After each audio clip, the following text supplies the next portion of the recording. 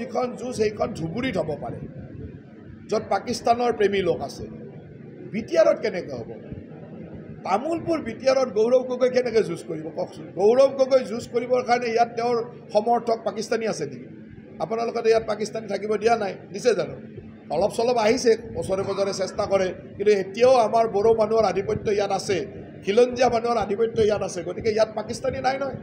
পাকিস্তানী থকা জেগাত তেওঁ যুঁজ কৰিব, কিন্তু আমাৰ হিন্দুস্তানী বুলি কয়, আমাৰ যিটো মানে স্বাভিমানী গৌৰৱী ভাৰতীয় থকা ঠাইত তেওঁতো যুঁজ হ'ব নোৱাৰে নহয়।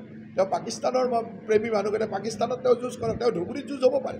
মুখ্যমন্ত্ৰীক তেওঁ জিন্না বুলি কৈছে, সেইকাৰণে তেওঁ ধুবুৰীত যুঁজ হ'ব পাৰে। মই তেওঁক কৈছোঁ যে তেওঁ ধুবুৰীলৈকে যোৱা উচিত আছিল। আজি ভুলবশতঃ তেওঁৰ ৰাস্তা ভুল হৈ চাগে তামোলপুৰলৈ আহিলে। তেওঁৰ ৰাস্তাটো হ'ব লাগিছিল ধুবুৰী। আজি ধুবুৰীত যিটো ঘটনা ঘটি আছে, তেওঁৰ সমৰ্থকে চাগে এইবিলাক, তেওঁ ধুবুৰীলৈকে গ'লে ভাল আছিল। ধুবুৰী নগৈ ভুলবশতঃ মানে ভুল ৰাস্তাত চাগে তামোলপুৰ আহি পালে। গতিকে ইয়াত একো যুঁজ নহয়, ইয়াত পাকিস্তানী মানুহক আমাৰ মানুহে খেদি পঠায়। আমাৰ মানুহৰ পাকিস্তানী মানুহৰ প্ৰতি আমাৰ এটা ষ্টেণ্ড আছে যে আমি কোনো ভাৰতীয় মানুহে পাকিস্তানৰ সমৰ্থকক ইয়াত আহিব নিদিওঁ, সেই ষ্টেণ্ডটো আছে। গতিকে তেওঁ সেই ষ্টেণ্ডটো বুজি ল'ব লাগে, তেওঁ গৈ ধুবুৰীত কামটো কৰক, ক'বলগীয়া কথা নহয়। এতিয়া পাকিস্তানৰ সমৰ্থক থকা ঠাইত, বাংলাদেশৰ সমৰ্থক থকা ঠাইত আমি কেনেকৈ শক্তি সুদৃঢ় কৰিম?